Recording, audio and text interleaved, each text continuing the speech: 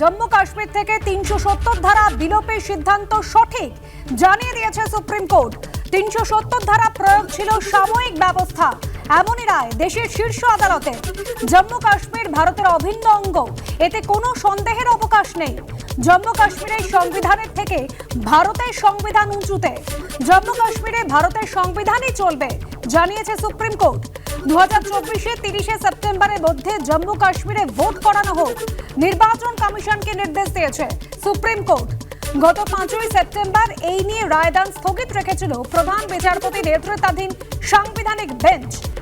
জম্মু কাশ্মীর জুড়ে রায়ের আগেই নিরাপত্তা ব্যবস্থা চূড়ান্ত করা হয়েছে।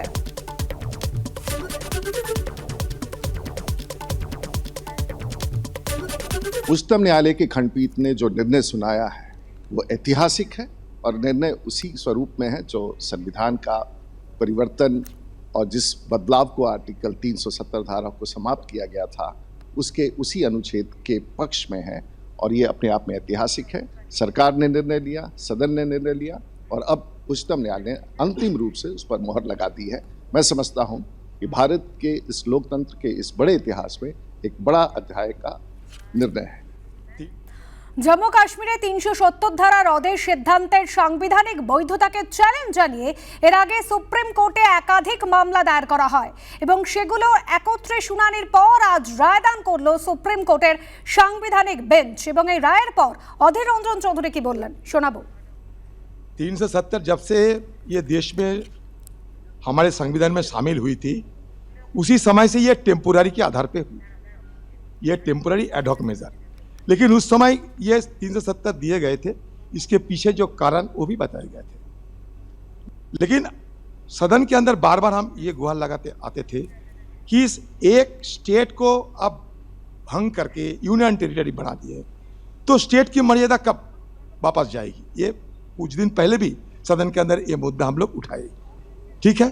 और ये सदन के अंदर हमारे अमित शाह जी ये कह रहे थे बड़े जोर शोर से, सीना ठोक के, हम पीए को कब्जे में लाएंगे। अभी बताए कब पीए को कब्जे में लाएंगे। ये चुनाव तो आते जाते रहेंगे, कम से कम इस चुनाव के पहले तो पीए को तो कब्जे में लाया करो, देर आई दुरुस्त आना चाहिए। तो हम भी ये चाहूँगा कि सुप्रीम कोर्ट की कहने पर ये सरकार जल्द से जल्द ये चुनाव की घोषणा करे और चुनाव करा के कश्मीर को वापस इनका जो राज्य की मर्यादा थी, राज्यों की दर्जा इनको दिया जाए। मैं आज भी समझता हूँ कि ये हमारे रीजन के लिए एक हिस्टोरिकल चीज़ थी। हमारे जज्बात जम्मू कश्मीर के लोगों से इससे जुड़े थे, चाहे वो 370 हो या 35A हो। इससे हमारी स्टेट की इकानमी को बहुत नुकसान होगा, ज़मीनें महंगी हो जाएंगी, पूरे हिंदुस्तान के लोग जम्मू और श्रीनगर आएंगे। अब तो सुप्रीम कोर्ट ने कह दिया है कि 30 सितंबर तक इलेक्शन होने चाहिए और उसके फौरी बाद स्टेट हुड देना चाहिए।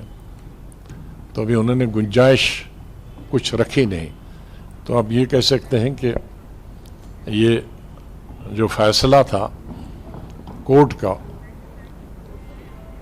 अब अदालत के खिलाफ तो कुछ नहीं कह सकते, लेकिन उससे जम्मू कश्मीर के तमाम अवाम में, हमें, हमारी पार्टी को बहुत मायूसी और अफसोस है।